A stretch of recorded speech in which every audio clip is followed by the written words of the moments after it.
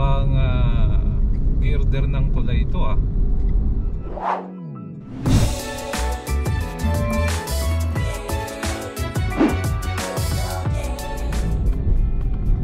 Okay, magandang araw po mga kasama, no? At ngayon po ulit tayo nakapag-vlog, no? Ang araw po ngayon ay Sabado, September 16, 2023 mga babayan. Hapoy na kaagad ng September, parang kailan lang nung inumpisa na ni Jose Marichan ang pagkanta po ng Christmas songs.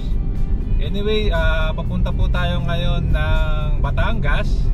So, update lang natin ulit to, no? East-West Lateral Road, no? Magsisimula nga po rito sa Silang. At ang dulo po na ito ay sa Indang, Cavite. Yung nga lang yung Indang part, yung huling update natin, hindi pa po tapos. So parang dumaan pa po ng parang plantasyon ng nyug, mga kababayan, no? So sama lang kayo, siyempre kung bago pa lang po kayo sa ating channel, ay inaanyayahan ko po kayong mag-like, mag-comment, and subscribe. Hit yung notification bell para updated po kayo pag may bago po tayong video, mga kababayan. So ito po, dito na tayo sa Adventist International. Malapit na po tayong kumanan, mga kababayan, no? May malaki lang na truck. Pwesto lang tayo kasi dito na po yan, yung may mga lumalabas na sasakyan. So kakanan po tayo dyan. Ang malaking bagay nga po ito, kunyari kayo po ay biyaheng pa Nasugbu, biyahe po kayong pa Lemery, pwedeng dito na po kayo dumaan. Ito na yon. So wala pong sign, dapat may sign, no? Tingin.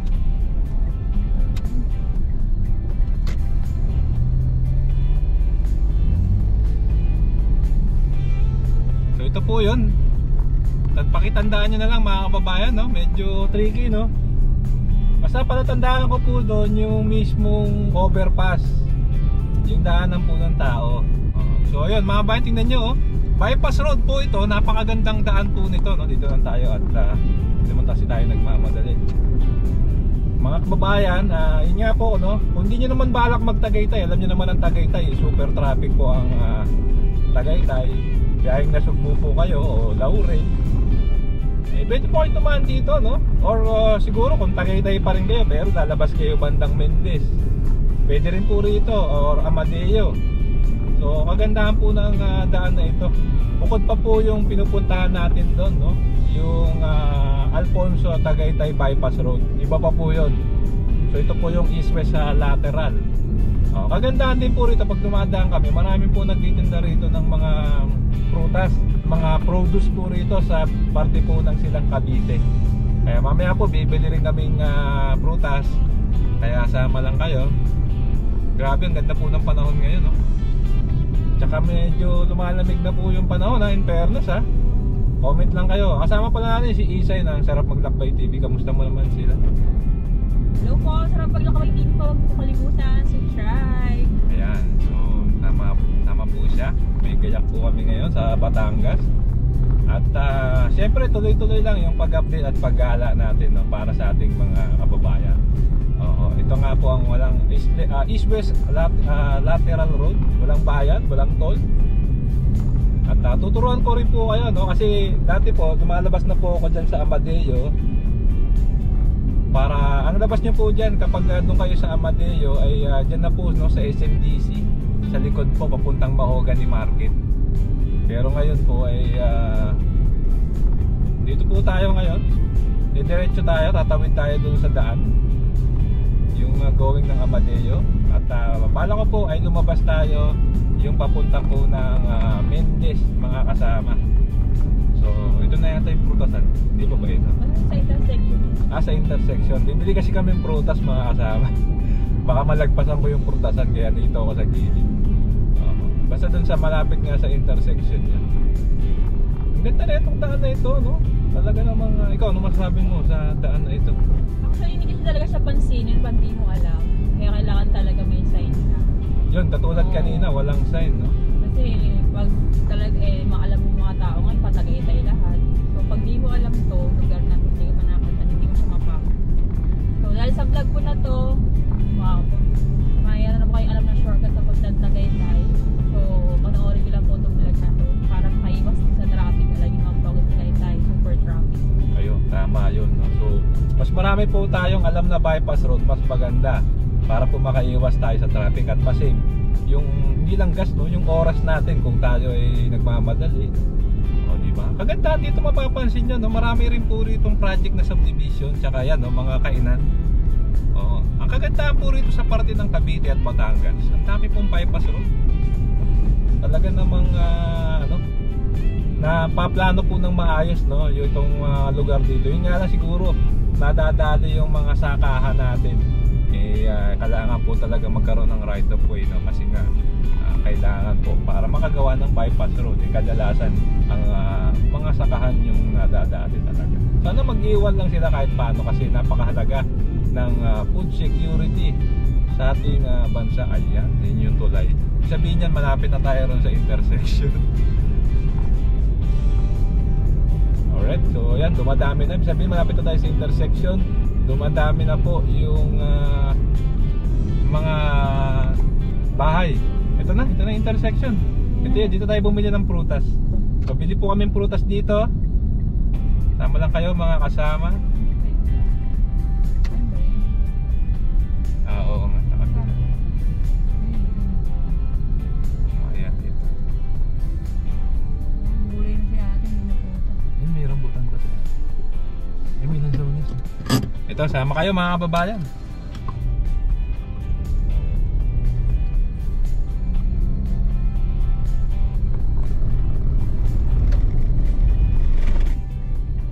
Okay mga bayan, nakabili na tayo ng ating prutas. Walang dragon fruit, sayang, pero nakabili po kami ng orange, lansones, at napakamura po ng kilo ng rambutan mga kababayan, 50 a kilo lang. So ayan, tawid na tayo. Ito po pala yung pa Amadeo, no? Kung kumaliwa na po tayo ron, Amadeo po yun mga kababayan. So ito po, diretso tayo. Pag ito po'y kumpleto na, hanggang Indang Cavite na ho ito mga kasama. So meron ditong napakataas na tulay, no? Check natin kung umabot na ba ron yung development. So chill lang tayo, no? Baka doon na lang din po ako mag-drone doon sa tulay na iyon mga kabayan. Pero yun nga po, ang sarap po mag-drive pag nandito ka. Talagang tsaka wala pong masyado, makakapal yung kalsada, maganda, sementado. Ayan, so laking bagay rin po nito, lalo na ng mga kababayan natin dito sa Indang Cavite. Oo, kasi sila ay medyo, kung wala po ito, ang papasok mo lang po dyan ay dyan sa Governor's Drive o dito nga po sa Amadeo, no? Yung mga maliliit po na daan. At least ngayon, no, alam naman natin meron dyang Cavite State University. So, laking bagay po sa mga estudyante. So dire-diretso lang tayo dito sa ating paglalakbay sa East-West Lateral Road, no? Silang to Indang Cavite. May mga daan pa Amadeo. Malaking bagay po sa ating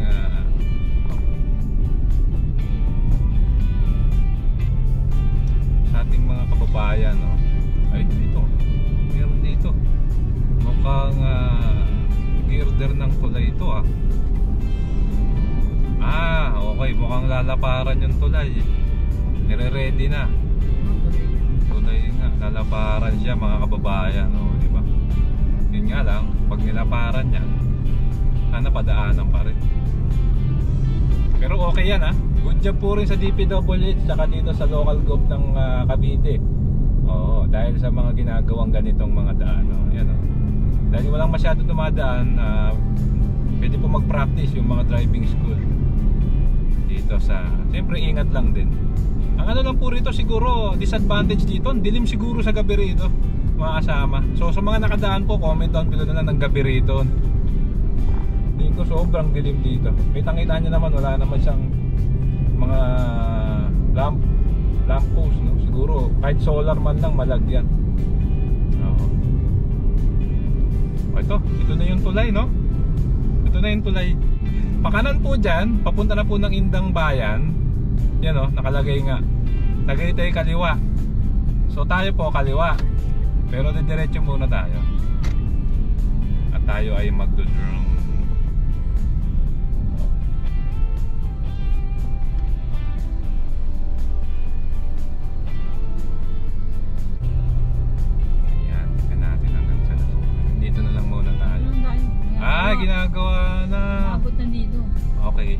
So abot, ito po yung dulo, hanggang dito lang po sa ngayon. Mukhang ito po yung tulay na malalim, no? Tinayuan na nila ng ano.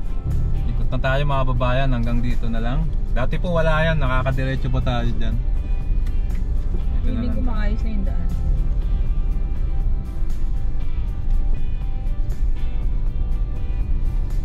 Torbohin natin ang driving school.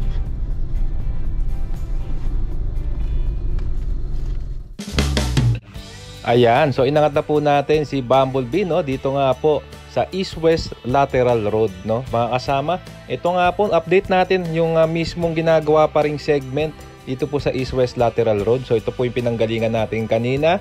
Diretso po dyan ay papunta po ng Silang, no? Ang labas po yung pinasukan natin kanina sa Aguinaldo Highway. Kita-kita nyo magkabilaan, no? Kagubatan mga kababayan. Sana talaga ma-retain tong mga puno. Kasi alam ko po, ay darating yung panahon, dadami yung development dito mga kasama. Pero ayun, no? Tingnan nyo, napakahaba ng daan na ito.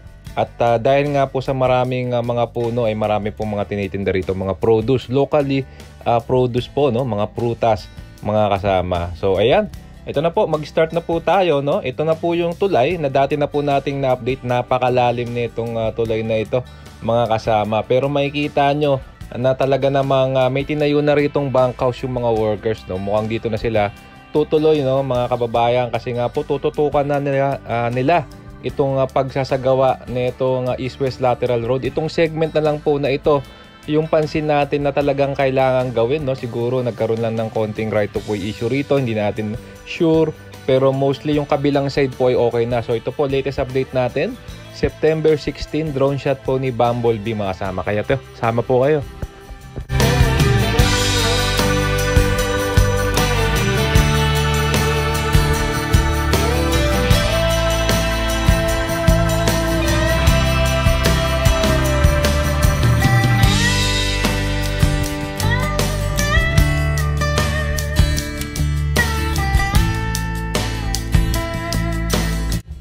Ayan, so ito nga po, no, pagtawid po nung tulay, mapapansin nyo, talagang nire-ready na or pine-prepare na po itong magiging daan, no, para po sementohan. Tignan nyo, may mga nakakadaan na nga pong mga sasakyan.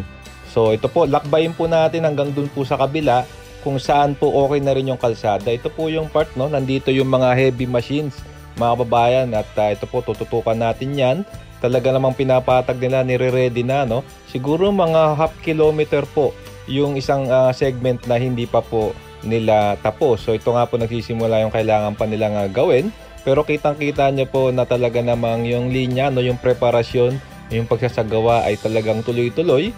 At talaga namang panalangin natin matapos na po itong East-West Lateral Road para po mas marami pang mga madaanan ng ating mga kababayan, no? Lalong-lalo na kung no need ka mo namang pumunta ng Tagaytay, ang biyahe mo ay Panasugbo, pa Alfonso, pwede ka nang dumaan dito mga kababayan. Mas marami ka ng option para maiwasan ng traffic. At napakasinik pa nung daan mo, no? Tingnan nyo, talaga namang nature po ang dadaanan mo rito. So ito na yung kabilang part niya, mga kabayan. Ayun, okay na, no? Maganda na yung pinakadaan niya. Pero napuntahan ko na po yung dulo niyan, mga kababayan. Nung nakamotor ako one time, nakasara po siya. So ayan mga kababayan, so ito po ngayon yung kalagayan ng ating East-West Lateral Road. Ito po yung segment, mga kababayan, dito po bandang ano po ito, part po ng Amadeo. Ayan mga kababayan.